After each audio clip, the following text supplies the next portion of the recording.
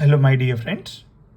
सो हम लोग Ind AS 109 financial instruments में फाइनेंशियल एसेट्स और फाइनेंशियल लायबिलिटी को कैसे रिकॉर्ड करते हैं डे 1 पे और ईयर एंड पे, वो हम आज वेरी इजी वे में हम देखेंगे। सो ये क्वेश्चन है, पहले हम ये क्वेश्चन पढ़ के पहचानेंगे कि ये फाइनेंशियल एसेट का है या फाइनेंशियल लायबिलिटी का है। सो मुकुंदा लिमिटेड इश्यूड 8% डिबेंचर्स। तो इश्यूड है, डिबेंचर्स है, तो इनफ्लो हो रहा है, क्या आ रहा है? So it is a loan. तो हम लोग ने लोन लिया है, borrow means company Mukunda limited has borrowed the loan by issuing debentures. तो इनफ्लो कैश है, लेकिन ये क्या है? फाइनेंशियल एसेट है या फाइनेंशियल लायबिलिटी है? तो ये फाइनेंशियल लायबिलिटी है। फाइनेंशियल लायबिलिटी का डेफिनेशन क्या है? Contractual obligation to deliver cash in future. अब फ्यूचर में आज इशू किया डिबेंचर, हाँ, कितने साल के लिए? रिडीमेबल कब है? After 5 years. तो 5 ईयर्स के बाद में जिसको भी हमने इशू किया है उसको वापस 5 ईयर्स के बाद में क्या देना है? तो ये कॉन्ट्रैक्चुअल ऑब्लिगेशन है। कॉन्ट्रैक्ट में हम लोग एंटर करें, इट इज मुकुंदा लिमिटेड का ऑब्लिगेशन है to pay to deliver cash in future. तो अगर डिलीवर कैश है तो कॉन्ट्रैक्चुअल ऑब्लिगेशन है, तो ये फाइनेंशियल लायबिलिटी है। ये फेस वैल्यू कितना है? 1 lakh, 10% discount, redeemable after 5 years. लेकिन रिडीमेबल कहाँ पे कैसे करना है? At par. अब बोल रहा क्या है, करना क्या है? Calculate value of debentures. तो हम लोग को डिबेंचर्स की वैल्यू कैलकुलेट करना है in the books. Each year हम लोग कैसे इसकी अकाउंटिंग करेंगे। Also calculate the interest to be recognise each year. तो हम लोग को ईच ईयर इंटरेस्ट कैसे रिकग्नाइज करना है बुक्स में, और डिबेंचर क्या वैल्यू पे हम लोग कैरी करेंगे each year. So will see very easiest method में मैं बताऊंगा तुम्हारा। Just see. तो हम इसको ना 4 स्टेप्स में करेंगे।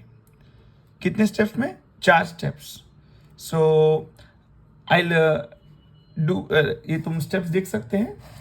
सो आई हैव रिटन, मैं अभी टाइम वेस्ट नहीं करूंगा स्टेप्स लिखने में। तो स्टेप 1 हम लोग करेंगे कैश फ्लो का summary. Second step 2 fair value. Fair value क्या है? डे 1 का कैश फ्लो जो है वो फेयर वैल्यू रहता है, चाहे फाइनेंशियल एसेट हो या फाइनेंशियल लायबिलिटी। अभी वाले सम में it is a financial liability. Step 3 computing EIR। Sir ये EIR क्या है? Effective interest rate. ये सम में हमारे मेन यही कैलकुलेट करना है।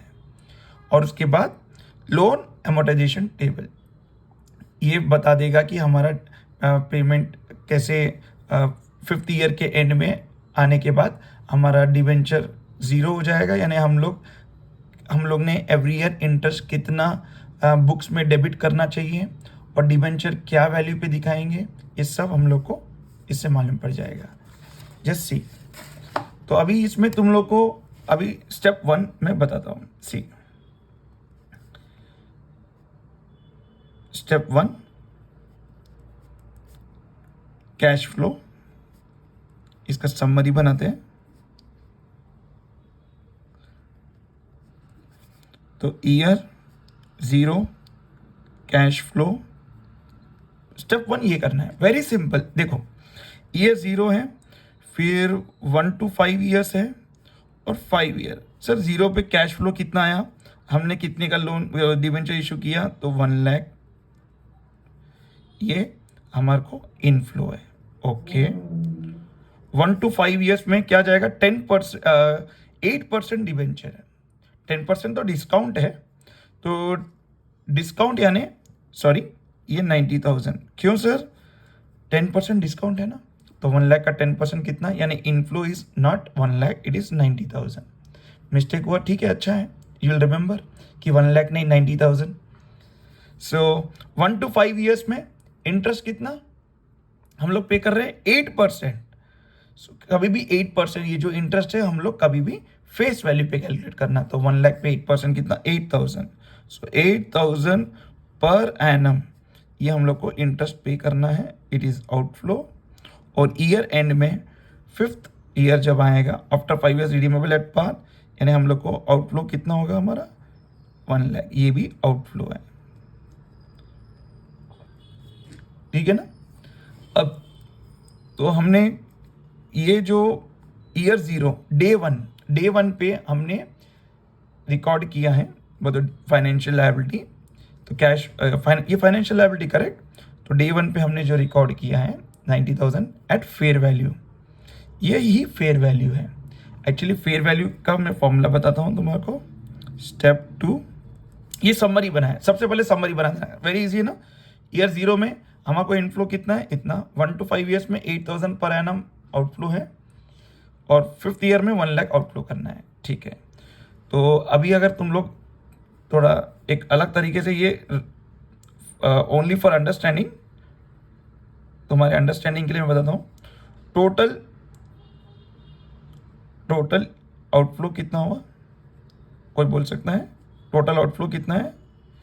1 लाख देना है और 8,000 5 साल देना है, तो 1,40,000। ओके, और टोटल इनफ्लो कितना है, ये सब में नहीं करना है, जस्ट फॉर अंडरस्टैंडिंग 90,000। तो जो डिफरेंस है that is the interest expense. ये एक्सपेंस हमारे को ओवर द पीरियड बुक करना है, यानी 5 ईयर्स में हम लोग बुक करेंगे। तो ये इंटरेस्ट हम लोग कब बुक करेंगे? 50,000 ओवर द पीरियड। अभी कैसे, वही तो पूछ रहा है। Also calculate interest to be recognised each year end debenture value of debenture in the books of Mukundan limited each year. चलो देखते हैं। स्टेप 2 में फर्स्ट बोला, स्टेप 1 कैश फ्लो समरी समझ गए आप।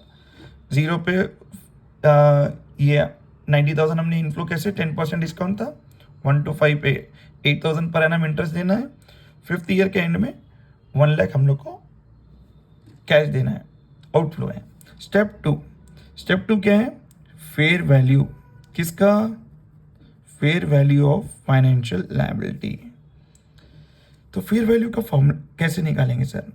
Fair value is equal to present value of future cash flows at effective interest rate. तो sir effective interest rate मालूम क्या? फेयर वैल्यू मालूम? नहीं मालूम। इफेक्टिव इंटरेस्ट रेट मालूम? नहीं मालूम। फ्यूचर कैश फ्लोज यस मालूम है, फ्यूचर में 8,000 हर साल देना है, 1 लाख देना, फ्यूचर कैश, उसका प्रेजेंट वैल्यू निकालेंगे कैसे? ये भी नहीं मालूम, ये मालूम। तो फेयर वैल्यू हम हमेशा एज्यूम करना है। फेयर वैल्यू को क्या बोलते हैं? Transaction price. जो डे 1 का कैश फ्लो है that is your fair value. अगर समझो 2 चीज मालूम पड़ गया तो हम लोग इफेक्टिव इंटरेस्ट रेट निकाल देंगे। 2 कैसे? फ्यूचर कैश फ्लोस मालूम है, फेयर वैल्यू हमने एज्यूम किया कितना? डे 1 का कैश फ्लो। तो डे 1 का cash flow is day 1 cash flow जो है, डे 1 का जो कैश फ्लो है that is the fair value. तो फेयर वैल्यू आ गया। स्टेप 2 क्या था? फेयर वैल्यू आ गया। स्टेप 1 कैश फ्लो समरी हो गया, step 2 fair value. Very simple. देखो अभी तुम्हारा पूरा ये अगर बेसिक स्ट्रांग हो गया ना, फाइनेंशियल इंस्ट्रूमेंट 109 में solving will become very easy. मैं पूरा कैलकुलेटर पे हर चीज बताऊंगा, जस्ट देखो। Step 3 compute effective interest rate. ये हम लोग को करना है, ये ढूंढना है। फेयर वैल्यू क्वेश्चन मांगता है, इफेक्टिव इंटरेस्ट रेट को फेयर वैल्यू ने हमने एज्यूम कर लिया। क्या है? ट्रांजैक्शन। फेयर वैल्यू को ट्रांजैक्शन प्राइस बोलते हैं। क्या है वो? डे 1 का कैश फ्लो। डे 1 पे कैश फ्लो क्या है? 90,000। चाहे इनफ्लो या आउटफ्लो, डे 1 पे जो रहेगा, समझो फाइनेंशियल लायबिलिटी है तो इनफ्लो है, अगर फाइनेंशियल एसेट रहेगा तो हम कुछ खरीदेंगे तो आउटफ्लो रहेगा। तो डे 1 पे जो भी कैश फ्लो है that is the fair value. तो ये केस में फाइनेंशियल लायबिलिटी है, तो डे 1 पे हमारे को इनफ्लो हुआ था, तो that is the fair value. अब कंप्यूट इफेक्टिव इंटरेस्ट रेट। तो कैसे इसका निकालेंगे, कैसे? जरा देखो, इसका फेयर वैल्यू का फॉर्मूला हमने क्या लिखा ऊपर? Present value of future cash flows at effective interest rate. तो फ्यूचर वैल्यू क्या है? Day 1 of cash flow. Day 1 कितना कैश फ्लो हुआ? 90,000। चलो ये मालूम हो गया। EIR नहीं मालूम, क्या लेंगे सर? X%। ये X ढूंढना है, तो कैसे ढूंढेंगे? Just see. तो अभी केस 1 X ढूंढना है ना, कैसे ढूंढना है? इसके ये इंपॉर्टेंट है, सबसे इंपॉर्टेंट सब में यही है। इफेक्टिव इंटरेस्ट रेट ढूंढना। सर इफेक्टिव इंटरेस्ट रेट ऐसे नाम क्यों दिया? यानी देखो स्टूडेंट, यहाँ पे इसमें इफेक्टिव इंटरेस्ट रेट में क्या क्या, it is A combo of discount, premium, interest, इस सब का उसी में आ जाएगा इफेक्ट। पूरा खर्चा अलग अलग नहीं बुक करेंगे। तो 10% डिस्काउंट कितना हुआ? 10,000 का। फिर इंटरेस्ट दे रहे कितना? 8,000, 5 साल 40,000, 40 प्लस 10,000 डिस्काउंट, टोटल कितना हो रहा? 50,000। और एक्चुअली तुम देखो हमारा 50,000 का ही डिफरेंस आया। तो ये इन 50,000 कैसे, यानी इफेक्टिव इंटरेस्ट रेट में डिस्काउंट, प्रीमियम, अगर फ्यूचर में हम रिडीम कर रहे हैं प्रीमियम पे, हाँ, ये सब उसमें आ जाएगा इफेक्टिव इंटरेस्ट रेट में। तो अभी जरा देखो, हम लोग एक्स अभी क्या ढूंढने वाले हैं? X effective interest rate. तो उसके लिए मैं क्या बता रहा था? केस 1, हम लोग केस 1 एक बार कंसीडर करते हैं। तो केस 1 में हम लोग क्या करेंगे? एज्यूम एक्स को कुछ परसेंटेज एज्यूम करके, हम लोग कुछ स्टेप्स बता रहा हूँ, ये ध्यान देना, बहुत इजी है, तो मैं 1-2 बार प्रैक्टिस करेंगे तो आ जाएगा। तो assume x is equal to कितना लेना परसेंटेज? ये सब में 8% तो हम इंटरेस्ट दे रहे हैं, राइट? तो 8% इंटरेस्ट दे रहे हैं, तो उसके नियर अबाउट हम कोई परसेंटेज एज्यूम कर सकते हैं। सो हम लोग सपोज 9% लिए, ये यू कैन टेक 8 है ना, तो यू कैन टेक 9, 10, ऐसे यू कैन स्टार्ट। तो 9% लिया, तो स्टार्ट कैसे करेंगे? तो अब हम लोग को क्या है, ये हमने एक्स यानी इफेक्टिव इंटरेस्ट रेट 9% एज्यूम कर रहे हैं। तो कैसे करेंगे? हमने क्या लिखा? Present value of future cash flow. तो फ्यूचर में कैश फ्लो क्या क्या होने वाला है? एक तो 8,000 कैश फ्लो होने वाला है, yes, 8,000 into annuity factor,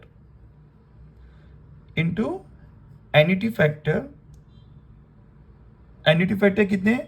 of 5 years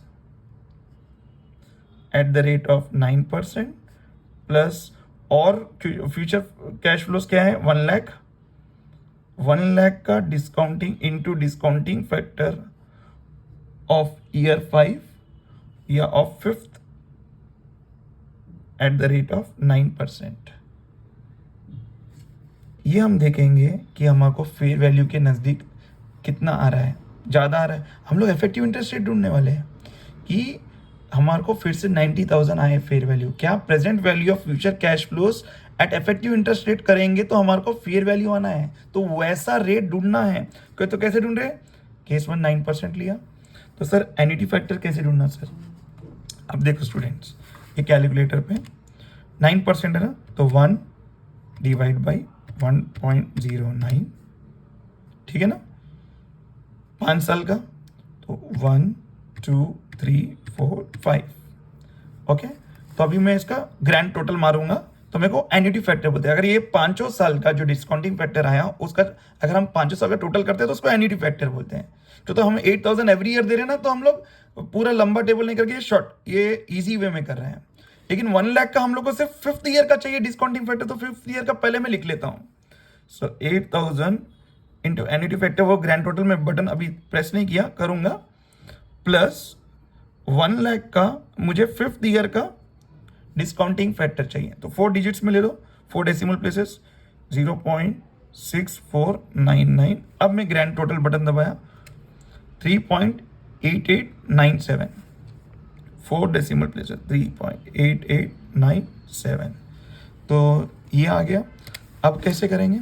अब इसका आंसर कितना रहा? 8,000 इंटू 3.8897 इज इक्वल टू, ये आया। अब कंटिन्यू में हम लोग इसको छोड़ के लिखने की जरूरत नहीं है, कंटिन्यू में प्लस मत दबाओ, कुछ मत दबाओ, आ गया, इज इक्वल टू दबाए, फिर 1 लाख इंटू 0.6499, इसका भी इज इक्वल टू दबाए, फिर ये दोनों का टोटल अपने को आ जाएगा 96,108। कितना आया? 96,107.6 बोलता नियरेस्ट 108। लेकिन ये 90,000 के नज़दीक है, लेकिन एग्जैक्ट 90,000 तो नहीं आया, यानी इफेक्टिव इंटरेस्ट रेट 9% नहीं है। तो सर फिर अभी और एक चेक करना, यस, 2 चेक करने से तुम्हारे इफेक्टिव इंटरेस्ट रेट आ जाएगा। अब एज्यूम क्या करेंगे? सर अभी मेरे को नज़दीक चाहिए ना, 96,000 तो ज़्यादा हो गया, 90,000 इज़ द फेयर वैल्यू उसके नज़दीक। तो सर अभी क्या करना? अगर इसको कम करना है, ऑपोजिट याद रखना, ये मेरे को 90,000 के नज़दीक जाना है, यानी इसको कम करना है तो रेट बढ़ाना। सर कितना बढ़ाना? बहुत कम करना है तो 2% का गैप दे सकते हैं। बहुत थोड़ा ही डिफरेंस है तो 1%, यानी अपन 10 ले सकते हैं। यानी अगर अपन परसेंटेज बढ़ाएंगे तो ये कम होगा। अगर अपने को ये अमाउंट फ्यूचर में बढ़ाना है, ये बढ़ाना है तो परसेंटेज कम करो, ये कम करना है तो परसेंटेज बढ़ाओ। लेकिन परसेंटेज कितना एज्यूम करके बढ़ाएंगे? 1% का गैप ले सकते हैं या 2% का। ये केस में 2% लेंगे बिकॉज मेरे को 90,000 के नजदीक वो तो बहुत ज़्यादा डिफरेंस है, तो 11% से ट्राई करता हूँ। सेम चीज़ अगेन आई विल फाइंड। तो 8,000 का annuity factor of 5 years at the rate of 11% plus 1 lakh का discounting factor of 5th year, 5th at the rate 11%। तो कितना आता? तो सेम 11% का भी हम लोग कैसे करेंगे? 1 डिवाइड बाई 1.11, 1 2 3 4 5। तो पहले 5वां साल का लिख देता हूँ। कहाँ पे डिस्काउंटिंग फैक्टर 5th ईयर का चाहिए, एन्युटी फैक्टर तो आएगा 1 लाख इंटू डिस्काउंटिंग फैक्टर चाहिए ना 0.5934। ग्रैंड टोटल मारूंगा तो मेरे को 5 years का आ गया, उसको एन्युटी फैक्टर बोलते हैं 3.6959। अब इसको ऐड करने का भी इजी तरीका मैंने बताया, 8,000 into 3.6959 is equal to, plus नहीं दबाना, कुछ नहीं दबाना, इज इक्वल टू हो गया। फिर 1 लाख कंटिन्यूएशन में इंटू 0.5934 इज इक्वल टू, अब ग्रैंड टोटल मारो, दोनों का टोटल आ गया, ये 88,907। ये क्या हुआ? 90,000 के नज़दीक नज़दीक आया। तो एक बड़ा आया, एक छोटा आया। तो अब अपने को by using interpolation effective rate आ जाएगा, इफेक्टिव इंटरेस्ट रेट। इंटर हो गया सब बाय यूजिंग इंटरपोलेशन। अब देखो कैसे यूज करना। तो छोटा इंटरेस्ट रेट क्या था? वो तो कम वाला 9%। तो 9% प्लस 9% पे क्या वैल्यू आई थी अपने को, वो ऊपर नीचे लिखो, ये डिवाइड है 96108, 96108। ओके, अब 96 अपने को कहाँ तक पहुंचना है? 90,000 तक पहुंचना है। एक्चुअली फेयर वैल्यू 90,000 है, तो वो वैल्यू लाने के लिए इफेक्टिव इंटरेस्ट रेट क्या रहेगा, वो तो ऊपर वो लिखे 96108 क्या है सर? 9% पे जो आंसर है वो लिखना ऊपर नीचे। सर नीचे वाला 11% से जो आंसर है वो नीचे लिखो। हम लोग को 90,000 पे फेयर वैल्यू वहाँ तक पहुँचना है ना, तो इनटू क्या करना है, जो हमने 2% लिया 11 और 9 उसका डिफरेंस, 11% माइनस 9% का डिफरेंस कितना है। तो सर कैसे करेंगे, अब इसका भी मैं बताता हूँ। पहले ऊपर सब्ट्रैक्ट कर लो, नीचे सब्ट्रैक्ट कर लो। 96108 माइनस 90, ये तो इजी है, खुद भी कर सकते हैं ओरली, नीचे वाला कैलकुलेटर पे करना पड़ेगा। तो कितना 96108, देखते हैं, बाजू रखता हूँ मैं, ऐसे दिखेगा 96108 माइनस 88907, तो 7201 इंटू परसेंटेज कितना 2। अब कैसे आएगा देखो, पहले इसको डिवाइड करके इंटू 2 करेंगे, प्लस 9 कर देंगे। तो क्या करेंगे 6108 डिवाइड बाई 7201 इंटू 2 प्लस 9, 10.696। अगर मैं 3 डेसिमल प्लेसेस, अभी हमने पहले 4 डेसिमल प्लेसेस लिया, लेकिन अब ये फाइनल है, ये इफेक्टिव इंटरेस्ट रेट है, तो 2 डेसिमल प्लेस इज इनफ। तो 69 के बाद 6 है, यानी हम इसको एक बोरो करेंगे, तो 69 को एक बोरो तो 70, तो 10.7% ये आया हमको इफेक्टिव इंटरेस्ट रेट। तो ये क्या आया अपने को answer, effective interest rate. Sir इसमें ये ऐसा रेट आया, इसमें हमारे को डिस्काउंट और इंटरेस्ट ये दोनों हमारे को एक्सपेंस जो हुआ हमारा, ये इंटरेस्ट रेट से हमारा दोनों कवर कर लेगा। ये कॉम्बो है, इसमें ये सब में प्रीमियम नहीं है। अगर प्रीमियम भी रहे तो प्रीमियम, डिस्काउंट, इंटरेस्ट, ये ऐसा इंटरेस्ट रेट निकल के आया। So now we got effective interest rate. अभी नेक्स्ट अपने को क्या करना है तुम लोग को पता है। So now next what you will do, so हम लोग लोन अमोर्टाइजेशन टेबल, उसको शॉर्ट फॉर्म में LAT, तब मैं यहाँ पे करता हूँ स्टेप 4, लोन अमोर्टाइजेशन टेबल। किसका? फाइनेंशियल लायबिलिटी का। तो कैसे निकालेंगे स्टूडेंट, देखना इजी है। ईयर एंड पे हम लोग कर रहे हैं। ईयर एंड पे ईयर एंड बोल तो 1 है ना, 0 तो बिगिनिंग ऑफ द ईयर है, ईयर एंड मतलब 1 ईयर एंड हमारे 5 साल है, ओके। और फिर कैश फ्लोस, तो कैश फ्लोस का ओपनिंग, सॉरी कैश फ्लोस नहीं, opening interest eight the rate of effective interest rate जो आया 10.7%, और हम रीपे कितना कर रहे हैं, ये टेबल फॉर्मेट याद रखना पड़ेगा, वेरी सिंपल है।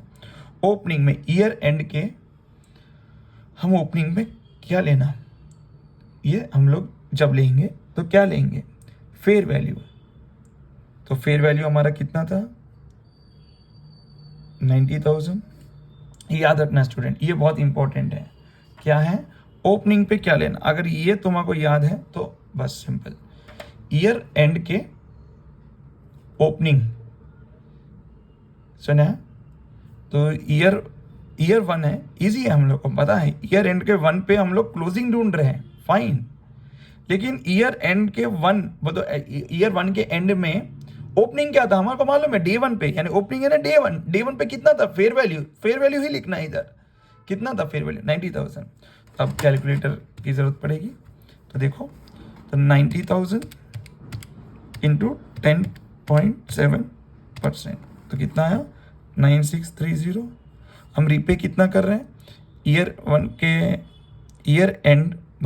के एंड में हम लोग 8,000 इंटरेस्ट दे रहे हैं, ईयर 2 के एंड में भी हम लोग 8,000 इंटरेस्ट, ईयर 3 के एंड में भी, ईयर 4 के एंड में आउटफ्लो हमारा ये है, ईयर 5 के एंड में 2 आउटफ्लो है, अगर तुमको मालूम 8,000 इंटरेस्ट है और 1 लाख हम लोग contractual obligation to deliver cash, यानी 1 लाख देना है, 5 ईयर्स के बाद में रिडीम करना है। तो 5th ईयर में टोटल 1,08,000 दे रहे हैं, तो ठीक है। वो तो अभी ये सब हम लोग को कंप्लीट करना है टेबल। ये ऐसे डिवेंचर ईच ईयर और इंटरेस्ट ईच ईयर ये वैल्यूज पे रिकॉर्ड होगा, इसके लिए हम लोग लोन अमोर्टाइजेशन टेबल बना रहे हैं। सो सी नाउ 90,000 प्लस 90,000 माइनस 8,000, तो कितना आया, 91,630, ओके। क्लोजिंग ये बनेगा ओपनिंग। अब फटाफट टेबल कंप्लीट करो, इंटू 10.7%, 9804, तो 91,630 प्लस 9804 माइनस 8,000, 93,434, ये ओपनिंग बनेगा 93,4। तुम बोले सर इजी है ना, हम लोग कर लेंगे, लेकिन एक चीज़ बताना है आगे, इसमें कुछ अप्रॉक्सीमेशन करना पड़ेगा, लास्ट में मैं बताता हूँ पूरा चीज़, नहीं तो फिर एग्जाम में ऐसे कुछ अलग आया तो फिर सोचेंगे अरे क्या करना है। माइनस 95,431, ये बना मेरा नेक्स्ट ईयर का ओपनिंग का 10.7% इंटरेस्ट, 10211, 95,431 प्लस 10211 माइनस 8,000, 97642 मेरा ये ओपनिंग है, इंटू 10.7%, 10448 है ना, तो 8। अब देखो मैं ऐड करता हूँ कि 97,642 माइनस प्लस 10 कितना है, 448। अब माइनस क्या क्या करना है मुझे, 8,000 इंटरेस्ट भी दे रहे हैं, माइनस 1 लाख हमारा ये deliver obligation to deliver cash, ये भी 1 लाख, तो कितना डिफरेंस है, 90। तो यहाँ पे 5th ईयर में क्लोजिंग नील है, तो हमारे को जो 90 एक्स्ट्रा आ रहा है इसमें एडजस्ट कर देना, ये इंटरेस्ट में है। तो ये अप्रॉक्स करने की वजह से जो एडजस्टमेंट हम लोग अप्रॉक्स करें ना, तो उसका एडजस्टमेंट 90 रुपीज़ का। अभी इंटरेस्ट देखो टोटल कितना आएगा, मैंने स्टार्टिंग में कैलकुलेट करके बताया, ओनली फॉर अंडरस्टैंडिंग 50,000, यानी उसमें 10,000 का डिस्काउंट का खर्चा आ गया, 8,000 जो हम लोग 5 साल दे रहे हैं इंटरेस्ट, 8 5 40, और 10,000 डिस्काउंट हमारे को, यानी हम लोग ने लोन लिया 90, हम दे रहे 1 लाख, तो 10,000 का डिस्काउंट का लॉस हुआ वहाँ पे, और 40,000 हम इंटरेस्ट दिए, टोटल 50 ना, तो वो दोनों का इफेक्ट एक इफेक्टिव इंटरेस्ट रेट में आ गया। अभी टोटल मारो, देखो 9630 plus 9804 plus 9997 plus 10211 plus 10448 minus 90 हम अप्रॉक्सीमेशन 50,000 आ रहा है ना हम लोग को, तो वहाँ पे जो 90 एक्स्ट्रा आ रहा था यहाँ पे हमने एडजस्ट किया। ये अप्रॉक्सीमेट क्यों अप्रॉक्सीमेटली हम लोग अप्रॉक्सीमेटली 50,000। अब हम लोग जनरल एंट्रीज क्या लिखेंगे, वेरी इजी। ये अपन लोन अमोर्टाइजेशन टेबल को देख के वो उन्होंने पूछा कि हम डिवेंचर ईच ईयर क्या वैल्यू पे रिकॉर्ड करेंगे और इंटरेस्ट ईच ईयर क्या वैल्यू पे रिकॉर्ड करेंगे। तो देखो जनरल एंट्री क्या लिखेंगे, तो हम लोग को अंदर क्या आ रहा है, D1 में हमारे को कैश और बैंक अकाउंट डेबिट टू, हम लोग ये तो हम लोग को आया लोन लिया ना हमने, फाइनेंशियल लायबिलिटी बोलेंगे, फाइनेंशियल लायबिलिटी अकाउंट कितने का 90,000 हमने लिया, यस 90,000 ही आया ना कैश, तो इनफ्लो तो 90,000 हुआ। फिर ईयर 1 के एंड में तो अभी ये एक्रूड इंटरेस्ट एक्रूड हुआ कितना, ये वाला इंटरेस्ट लिखना है। इसमें क्या क्या इफेक्ट आ गया, वो डिस्काउंट का और इंटरेस्ट का दोनों का ये आ गया। हम एक्चुअल आउटफ्लो ये हो रहा है लेकिन हम लोग बुक ये करेंगे, तो इसने उसने पूछा इंटरेस्ट एवरी ईयर क्या बुक करेंगे, ये वाला बुक करेंगे। हम बोलेंगे 8,000 तो रॉन्ग आंसर, तो इफेक्टिव इंटरेस्ट रेट, तो इंटरेस्ट इज एन एक्सपेंस, तो इंटरेस्ट एक्सपेंस अकाउंट डेबिट, ये एक्रूड है, टू फाइनेंशियल लायबिलिटी देना है, फाइनेंशियल लायबिलिटी को ट्रांसफर किया, और जब हम देंगे सही में इन्हें पे ऑफ करेंगे, पे ऑफ ईयर 1 के एंड में, तो पे ऑफ करेंगे तो financial liability account debit to cash और बैंक। कितना पे करेंगे, पे हम 8,000 ही कर रहे हैं, पे हम लोग 8,000 ही कर रहे हैं। तो ईयर 1 के एंड में ये जैसे हमने लिखा है, तो एवरी ईयर ये एंट्री हम लोग करते जाएंगे, year 2, year 3, year 4, year 5। Year 5 में ये 2 एंट्री आएंगी, उसके अलावा एक और एक एंट्री आएंगी जिसमें हम लोग फाइनेंशियल लायबिलिटी 1 लाख भी हम पेमेंट कर दे रहे हैं।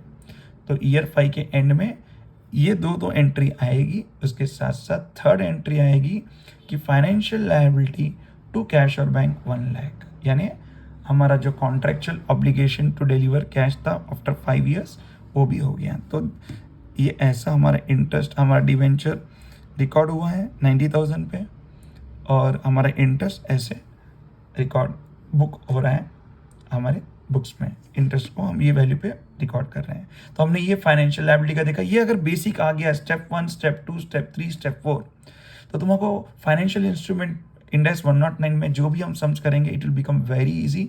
ये मैंने फाइनेंशियल लायबिलिटी का बताया। अगर you also want to know one more sum about financial asset, ये बेसिक है, तो you just tell me in comment section, I will make that video also for you. Thank you.